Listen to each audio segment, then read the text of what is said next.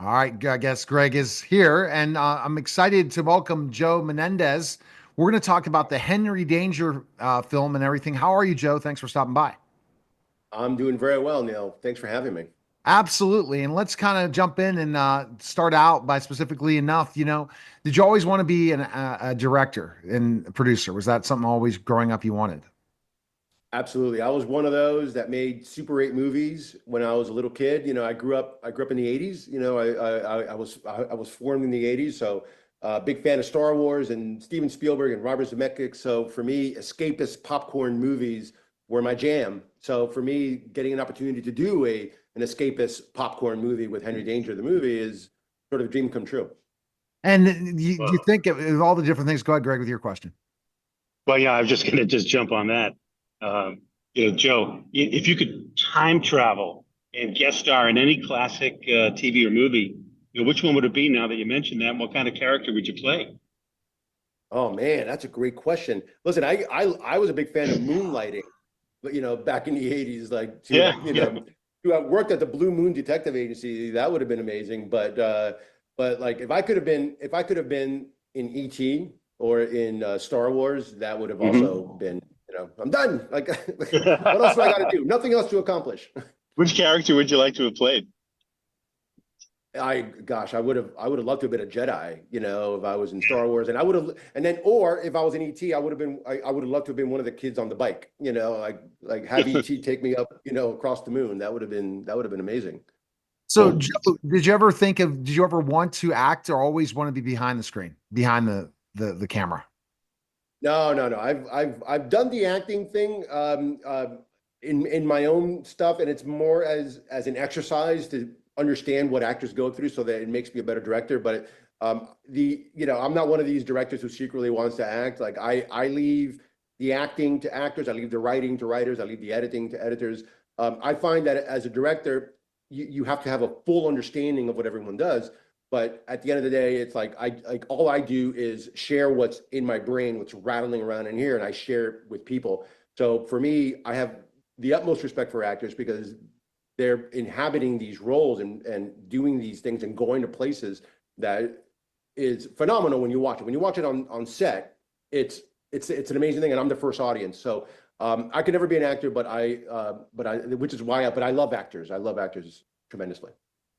Very cool. Joe, if you could direct a crossover episode, those have kind of been big, lately. And if you blend two wildly different shows that you worked on, what shows would you pick and what would the plot look like, do you think?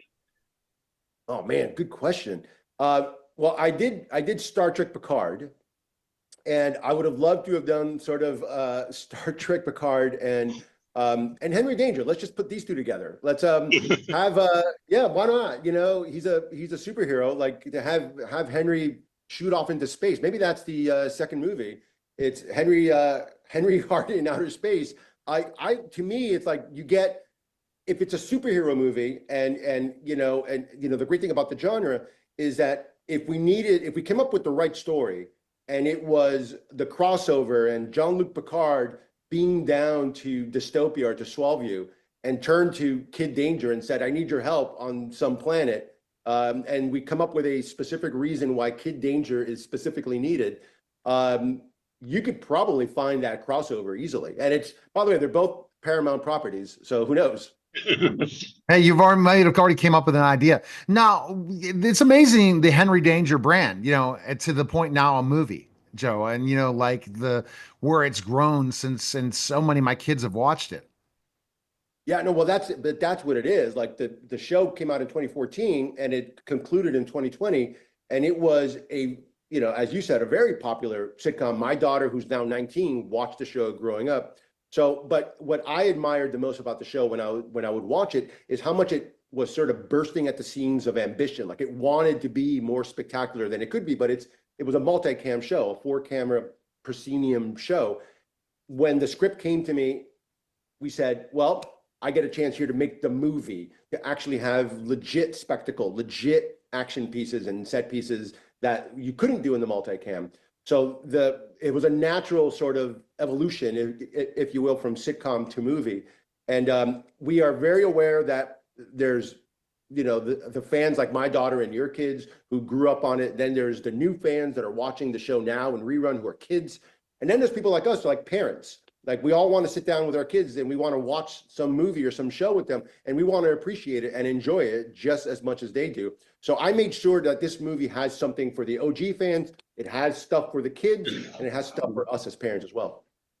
Very cool. Yeah, absolutely. So good, Greg. You have your final question you want to ask Joe?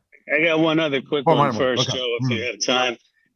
So Joe, what do you feel like is the most valuable lesson you've learned from an actor or a director you've collaborated with, and how has it or hasn't influenced your own work?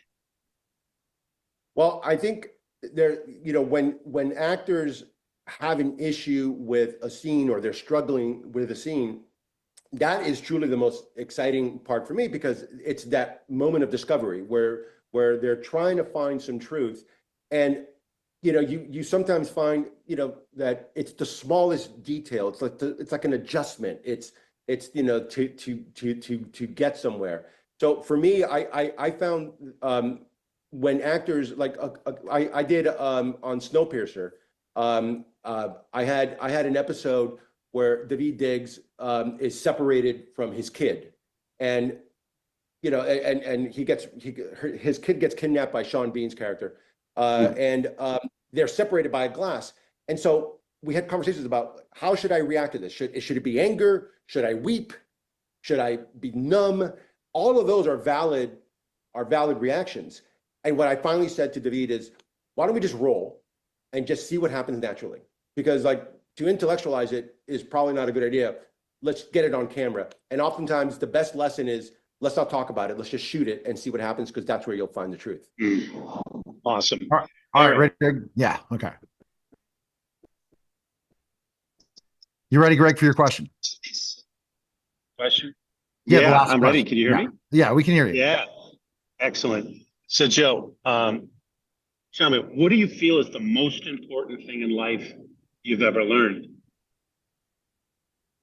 Well, I think it's kind of what Henry Hart goes through in this movie. It's to value your friends and your family. I think we get so caught up with what we're doing and with work and with achieving and succeeding and excelling that sometimes we tend to have blinders to people that are around us, people that love us, people that care about us. I know that's certainly something that's happened in my own life, which is why I found this very relatable with these characters. So for me, it's about valuing the people that love you and love them back. And that's sort of the central theme of Henry Danger, the movie, is Henry sort of learning to appreciate and love what his friends and his family does for him. All right, fantastic. Everyone could check out the premiere is January 17th, tomorrow on Paramount Plus and Nickelodeon. Thanks again, Joe. Thanks for stopping by. Thanks, Joe. Thank you. I really appreciate it. All right, that was